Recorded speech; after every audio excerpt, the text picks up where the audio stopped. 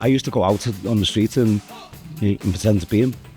Pretend to be Michael Owen, and even though he played for Liverpool, Michael Owen for a 3-4 year period was probably the best centre forward in the world, and unfortunately he did get his injuries, and he probably couldn't adapt his game maybe as well as I could. What did you do to recover then? Did you on your recovery days?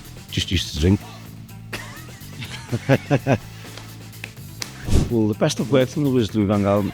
Really? And that might sound strange. Alex Ferguson knew exactly what he was doing, and was a genius at what he did. But in terms of tactically, Louis van Gaal was streets ahead of anyone I've ever worked with. Even Sir Alex?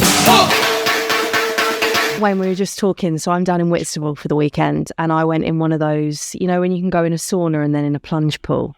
So you do the hot and then the cold. I went somewhere like that. Did you? Absolutely annoyed the life out of me. We were just saying, we wondered if you like that kind of thing. That's why I mentioned it. I went with Coleen, you like 15 minutes or whatever in one, then 15 minutes and then you Did you like it? Hated it. I didn't do it. I skipped to the end and when the jacuzzi and I had a glass of champagne. There wasn't that. The one I went to didn't have that option at the end, unfortunately. But did they do that when you were playing? Did you like go into like cold, like ice baths? I didn't. No, I had a warm bath actually. To be fair, you would, wouldn't you? If you had the option. No, I never liked it. Sam Allardyce, when he came into Everton, he said everyone will get fined if you don't use the cryo machine. And I done it once, and I was sick. Never done it again. I've tried that cryo machine like a couple times, and like I never really. I mean, you feel great afterwards, but it's like you I feel sick after it. Yeah, I've done it like 2 or 3 times and feel sick. Kay also made a really good point that apparently when you go in these cold things, it like causes a stress response in your body, so it actually ages you. Yeah. So I'm not going to be doing it anymore. Well, I actually done loads. That explains it. No, joking. No, I quite enjoyed it. It was quite. Kay, would you do it? What? No, I've done the cryotherapy stuff and I've done like ice baths, but the plunge pool's a bit more fun than the cryotherapy machine, because the cryotherapy machine, you've got to wear like the hat and the gloves and everything, don't you, Wayne? When you go in, because there's certain bits that otherwise, like you'll get like frostbite or whatever it is. It's terrifying. It's like minus. To be honest, I don't like any of them. Being honest.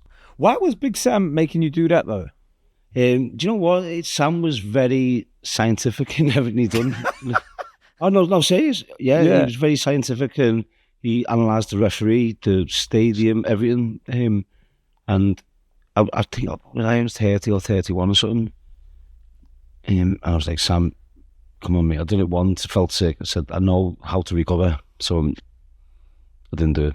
I guess by that stage of your career, you also know what works for you, don't you? You know your own body. So it's for the younger players. Obviously, you're getting them into a routine, but I just couldn't do it. What did you do to recover then? Did you on your recovery days? I just used to drink. That's my type of recovery, to be fair. I mean, it worked, didn't it? No, young players listening to this, we wouldn't suggest it. I was quite lucky, actually. It's just the idea of you and Cristiano Ronaldo like exchanging notes. He's going, "What I do to recover," and you're like, "Here's a bottle of cider, mate." Just a bike and pool, and that was it, really. How's your week been otherwise, Wayne? What have you been up to? Had a good night. Saturday, went to Jack Grealish's 30th birthday party. Oh. I filmed A League of Their Own, which I think is the last series, 20th year, last series, and then went to Jack's birthday party. Any stories you can tell us on the pod? No. I knew that was coming, but you've got to try, haven't you? No, it was a good night, really good night. No issues, so all good. Go on, Kay, try and get something out of him. Well, I mean, so I just want to know who else was there, but that's about it, really. Did you see any friends? No, just friends. I think it was all the footballers away, international duty. So yeah, just some mutual friends and. Oh, nice. But he must be in, like, on a serious note, don't give me a really footballery response here. You know him well, he's clearly your friend. He must be in a really good headspace at the moment, because what a few weeks for him. What a year for him, really. It's been tough, but I know he's had a daughter, hasn't he? He seems like he's settled at Everton and in a good place. Yeah, do you know what? Jack's a really kind-hearted person, and I don't think that comes across as much as it probably should. He's got a big heart. He's very respectful, and I think by not playing at Manchester City, it was very difficult for him. I know it was, but going to Everton, it's a club which he's going to get the time, the space to go and play and enjoy his football, and he started very well, and hopefully that continues. Yeah, he's the kind of player. I've interviewed him a few times. I remember interviewing him at Euro 2021. And do you remember that was when he'd be on the bench and the cameras would always pan to him and everyone was desperate for him to come on and saying, Gareth, please play him, please play him. And I interviewed him once and he talked about his sister and his family. He's really family orientated, isn't he? Yeah, he is. And after the final, actually, the Euros, he gave, I don't know what boy, he gave one of my boys his share from the final, which they were delighted with. But yeah, no, listen, he's a very gifted player. He's a little bit different to what England have, so you just hope he gets back on the squad. And looking at yesterday, I'm sure there's a possibility of that. But he's just getting back playing and enjoying his football. That's the main thing for him. Okay, when I watch him, it does, I know different position on the pitch, but he does remind me in some ways of a Wayne Rooney in terms of just looks like he's loving his football and is at his best when he's just able to go and do what he does well. It's definitely not the hair anyway. I was meaning in terms of football. Do you know what I mean? Okay, when you watch him as a fan. Yeah, he's a throwback to that sort of player where you don't really necessarily get in today's game where it's all very much system-based and positional, and managers really get angry with a lot of players when they sort of do their own thing. But I think Jack Grealish is sort of like a throwback to that era where it's when you tell them, when you give them a bit of freedom, they can produce a bit of magic and it's fun. It's a bit of nostalgia when you watch him, I think. Wayne, do you reckon we can get him on the pod? He'd be a good guest, wouldn't he? Yeah, I'm sure we'll get him on at some point. I think for him, though, just get him back playing and let him just get back playing and enjoy it. And then I'm sure we'll get him on at some point. Forget all this small talk, Wayne, man. When are we going around to Michael Owen's and having a chat? Yeah, never mind Jack Grealish. Yeah. We got more pressing matters on this show. Michael Owen's been talking on Rio's podcast. What did you make of the comments, though? For people that haven't seen it, obviously he was asked about you and he did say some really nice stuff as well, but I think the ones that have got the headlines are when he was asked, out of the present day strikers, who was as good as he was at 17 or 18, and he was asked to compare, I think, to you, wasn't he? Yeah, no, listen, me and Michael are very different players, different attributes, and Michael Owen at 17, 18 was incredible. I used to go out on the street and pretend to be him. Pretend to be Michael Owen, and even though he played for Liverpool.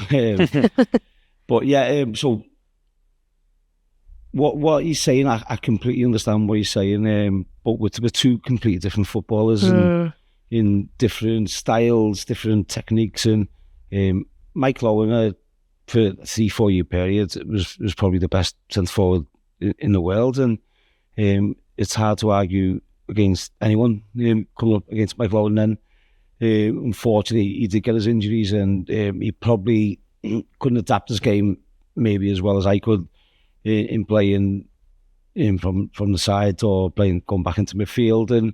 And so yeah, listen, I think his comments are fair. I think of course he's going to back himself. I back myself, but I'd never judge myself against Michael Owen because he's someone I actually looked up to and had the pleasure of playing alongside. And you're so humble, Wayne. On Saturday, if that was me, if I'd have won everything you'd won, I'd start bringing up my whole trophy. But it's also a level of respect, there, isn't there? There's clear respect. No, listen, Dave, obviously I played with him for England, and then later on in his career at Manchester United. And I was delighted for him because he come to Manchester United, and that's a massive move for him. Obviously playing for Liverpool, and come play for Man United from obviously not direct, but from Liverpool, that's a big thing. And he come and I was delighted. He won obviously he got a Premier League medal, and I was really happy for him. And but yeah, no, listen, I would never ever judge myself against Michael Owen because we're different players, different personalities, different people. I respect him massively, and I think for 2 or 3 years he unstoppable. So and I think people do forget how good he was. He was incredible, and me and him are different players. If I was a similar type player and we judging ourselves, then that's different. But Kay, did it surprise you that he got so involved on social media, because he'd done his research, hadn't he? Yeah, he had the stats out and everything. Do you know what I think? Like Wayne said, Michael Owen was devastating for a period of time. It was crazy.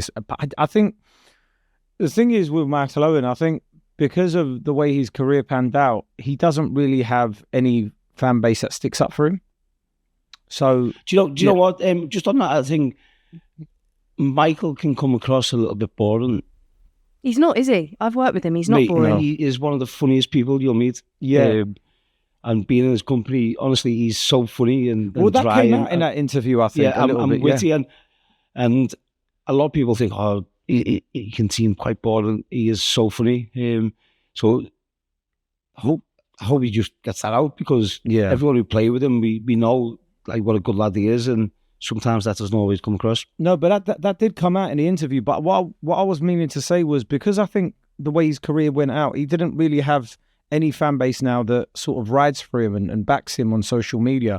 So he sort of has to back himself, if you like, because I feel like Liverpool fans are scorned a little bit because he went to United. United fans, because he played for Liverpool, don't really want to back it for him. And I think Newcastle fans, well, they feel what they do about Michael Owen. So it's like, unless you're like a real diehard England fan, nobody really talks about Michael Owen like that, unfortunately. Yeah, all the Donald fans from the Masked Singer is right behind him. I'm joking, Michael. That's a great point. No, but I also think we're all kind of guilty of only thinking of, like, people probably have not forgotten Michael Owen. I'm not saying he's that old, but kids of this generation, the next generation, probably don't appreciate just how good Michael Owen was. You know what? It was so good, and like, it was an honour for me to play them. I really did look up to him, and when I was young, and we have very similar pathways in terms of we both come into the England squad quite young, and then we played. We probably didn't get the best out of each other when we did play alongside each other. And actually, he assisted me, I think, more than I did him, which you probably think it should be the other way around. So, listen, he was incredible. His injuries killed him. I think there's no doubt in that, but for a 2 or 3 year period, he was right up there with the best, for sure. Yeah, he was. He provided some of my best England memories, Kay. I don't know about you, but like, I can still picture some of his goals really vividly. Don't worry, Wayne, you did as well. But like, particularly growing up, I can just remember them. Yeah, the goals for England especially, yeah. I mean, I wasn't necessarily cheering on any of the Liverpool ones, but yeah, when he had that burst of pace and acceleration, it was just insane. It was like there wasn't anybody that could catch him. It is mad. Like, you remember I always remember the celebration thing was Newcastle when he's like rubbing his hands together. Oh yeah. For some reason that always sticks with me. But mate, and obviously there's the FA Cup final against Arsenal for Liverpool when they won the FA Cup. So listen, he's probably just got too much into it. I never judged myself against Michael Owen or anyone, to be honest. I've done what I need to do, and I don't really care what but Michael or whoever thinks I'm happy with what I've done, and but massively respect him. I think a few people listening to this are probably going to be quite disappointed with that response, aren't they? They were going to be hoping for a bit more spiciness, but nothing but respect he is Welsh. From this side. He's not Scouse, he's Welsh, so Perfect time to move on. We spoke there about Michael Owen providing us with some vintage England memories. Core how we could have done with some Michael Owen or Wayne Rooney magic on Saturday night at Villa Park. 2-0, Thomas Tuchel's side beat Andorra. What did we make of it, Wayne? Firstly, we said before, didn't we, in the last pod, that sometimes these games aren't great. Fair to say it was exactly the same again? I think it's exactly what you'd expect. Andorra come to try and upset it, and England's a professional performance to win the game, 2-0, no problem. And it's just, the games are poor. You don't enjoy it. No. So you want to see England playing Italy or Spain. I said it on the last one, and until you do them, we actually don't know where England are. So exactly what I expected. 2-3, 4-0 comfortable win. Move on. What's it like playing in those games, Wayne? Horrible. I feel for the players in those. I think that's why the Nations League, when it came in, was actually quite good to begin with, because it made those... Then we got relegated. Yeah.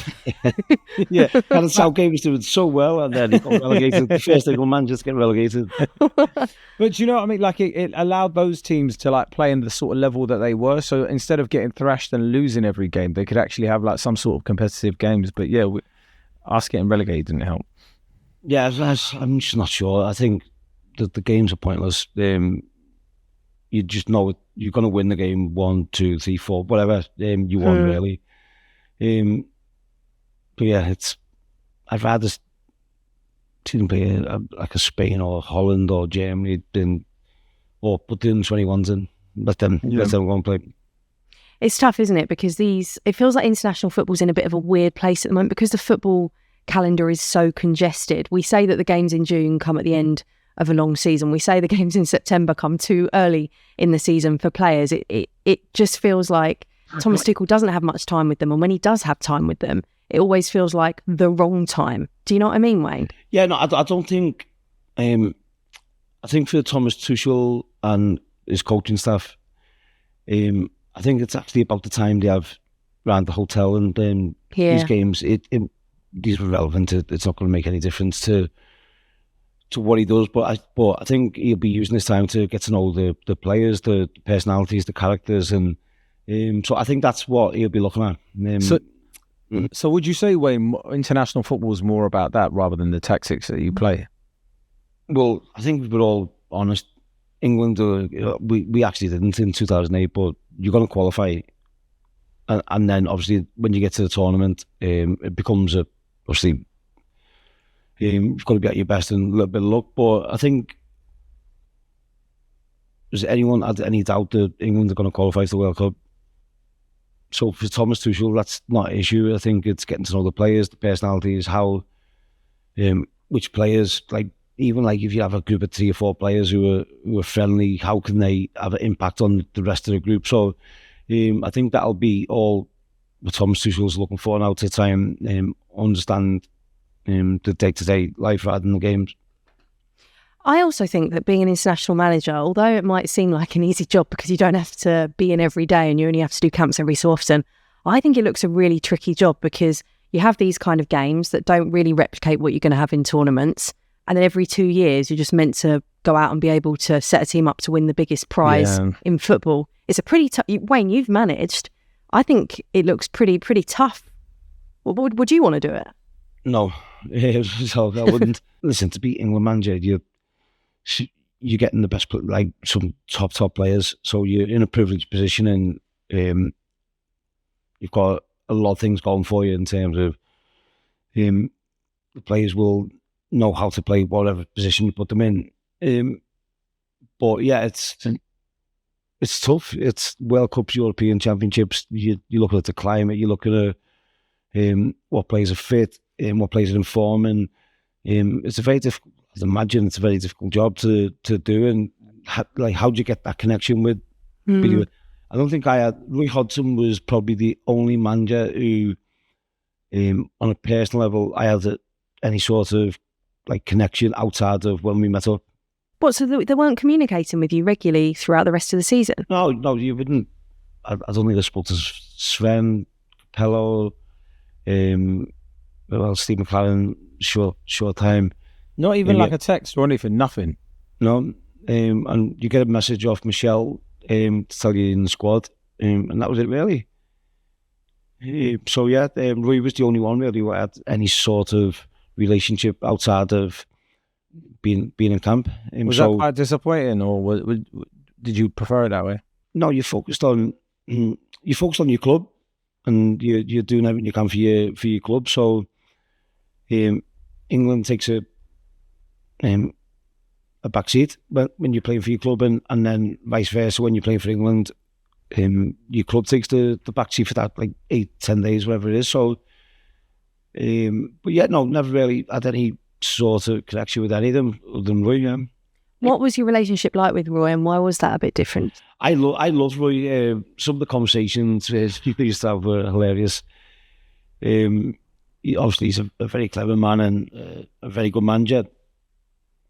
And we used to get off the team bus when we travel abroad, and the team would get on the bus, and as captain, me and Roy would go to the press conference in the car, and I'd get it for like an hour, non-stop, in English and French, and I'm just like, oh, please, Roy, come on.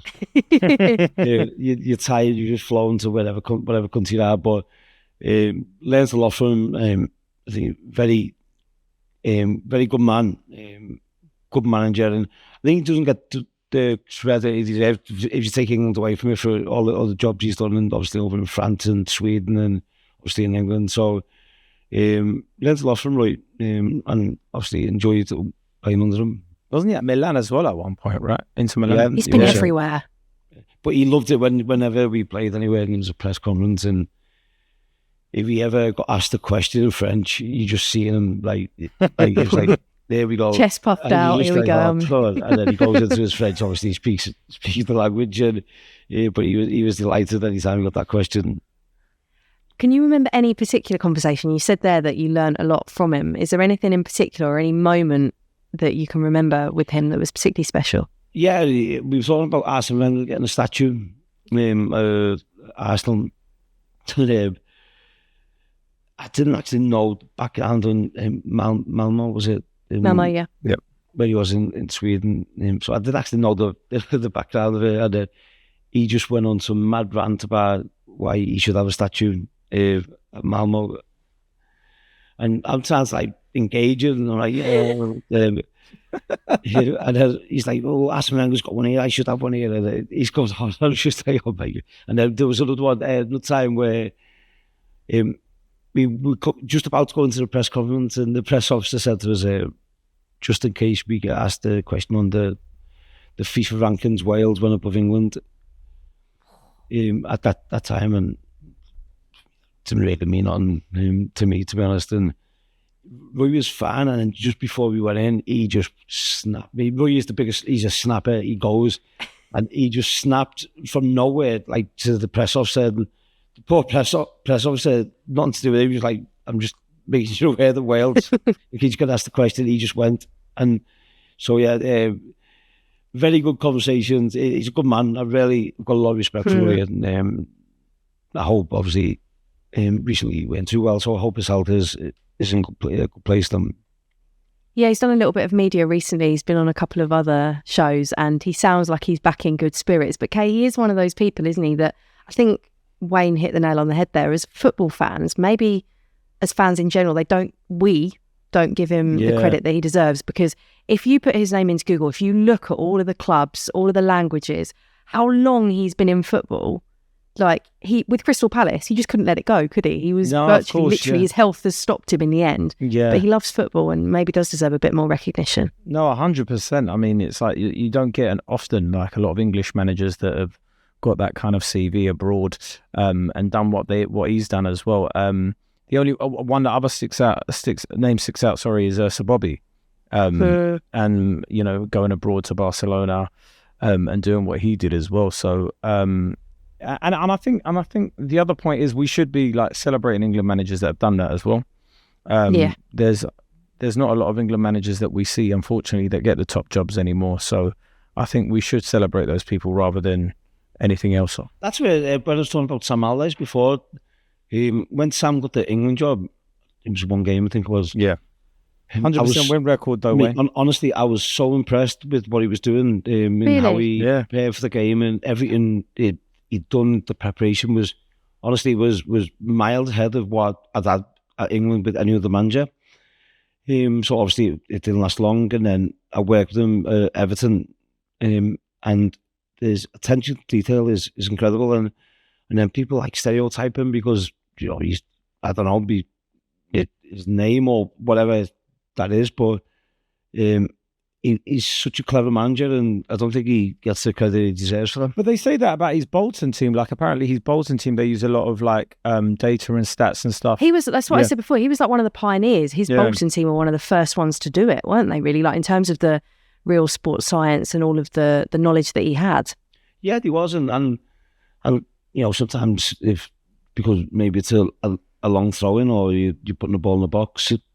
If you're putting the ball in the box, you've got a better chance of scoring. And I think that was a lot of his data was simple, but very effective. And you know, I was really impressed with him. I thought when I worked with him, I didn't know what to expect actually when he came into Everton. Obviously, I had the one game with England, and then when he came to Everton, didn't know what to expect. But I was really impressed with him. I thought, he doesn't get the credit he deserves.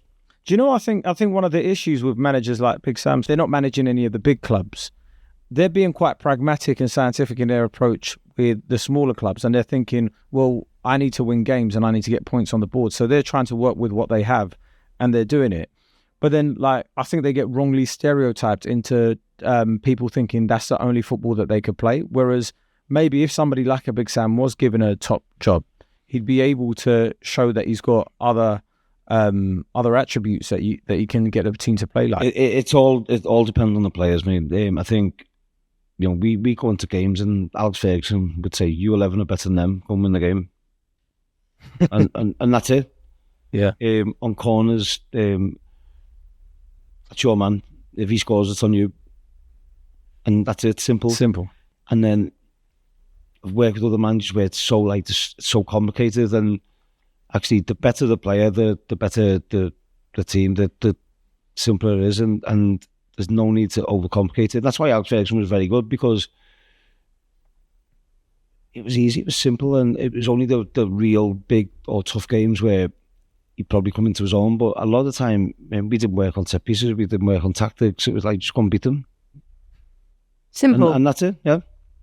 Yeah, I guess it also goes back to what I was going to say before, Kay, when you were going on about managers. It's reminded me of my point you made about Ruben Amorim and his hair. You were like, because he's got good hair, because he looks good. He's been afforded a bit more time. Maybe it works against the likes of Big Sam. Yeah. I mean, I think that is, and I think sometimes when they've just got an English name, I think we sort of disregard them.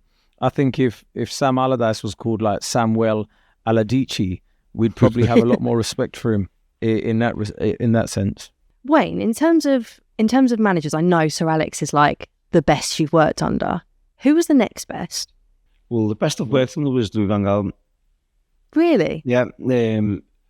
I think, and that might sound strange, Alex Ferguson knew exactly what he was doing and was a genius at what he did. But in terms of tactically, Louis van Gaal was streets ahead of anyone I've ever worked with. And even Sir Alex, or you mean behind Sir Alex? No, I'm talking tactically. Oh, right, okay. Van Gaal was streets ahead of Alex Ferguson was the best all round, and but tactically Louis van Gaal was incredible. And I used to just watch and take everything in, and watch how he prepared the team, how he set the team up defensively, how he the only one thing was you lost that little bit of freedom when you're attacking, and that was the last thing. So when at this time I was on my journey of thinking, right, I want to go into coaching, so I always remember looking at it thinking, right, I want to do this, but just give the found hair, give it a little bit more freedom. But Van Gaal was incredible. His attention to detail, his training sessions were quite boring at times, but every player knew exactly what we were doing. So he was the best by quite a long way. Was losing that freedom annoying? Because I know we're talking about like Grealish, for example. Yeah, mate, I've seen players absolutely just dissolve, and just I don't want to be here. I can't do it. Like for the centre midfield player, they literally couldn't move. Then we see Di Maria come in, Falcao, lovely person, but he had a bad knee injury and was never right. When he come in, Di Maria, so you had to stay in your lane, in your channel, and you just lost that bit of freedom. So yeah, it was tough as a attacking player, but I think defensively how we set up, it was so good. Kay, did that surprise you, Wayne, saying Louis van Gaal? As a Man United fan, did it surprise you? A little bit, but in some respect, I could sort of understand it, because Sir Alex wasn't taking a lot of the training, though, was he, Wayne? In when you were playing? No, the coach, and he earned that right to organise, like make sure everything is right, which probably you're not seeing so much today in terms of around the training ground. Alex Ferguson had everything right, and his coaches would take the session. There was times where we were training, the helicopter comes, we stopped training, he'd come out in the suit and he'd be off to like Cheltenham.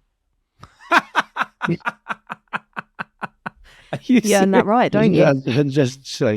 So who were you training with at that point? Was it like René Moulenstein and René McPhelan, Carlos Queiroz, whoever? We had a few different ones, yeah. And, but he didn't have to be there. You had gigs, you had calls, you had guys, you had like we all pushed each other, and so he knew he didn't have to be there. Sure. Was there any managers that would ever take feedback on board from players? Yeah, Van Gaal was one big on that. He wanted feedback, like whether you're right, he agrees or disagrees. He really did want feedback. I remember we went to America. I think he was trying to decide who should be captain. So he said to the whole team, "I'm going to speak to every player over the next like 2 days." And whatever. So he said, "So I want to start with Wayne."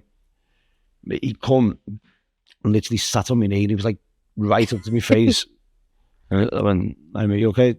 And it's like, "What school did you go to?" And I was like, "What religion are you?" I was like, "Can you take a step back?" Like, but yeah, he was. And then the second player he done was Antonio Valencia, which I knew was going to be very difficult for both. And then after that, he scrapped all off, but yeah, Wayne's captain. Why did you know it was going to be difficult with Valencia? He's very quiet. Oh, okay. Very quiet, and Van Gaal can be very intimidating, very, very intimidating. So I knew that was going to be difficult.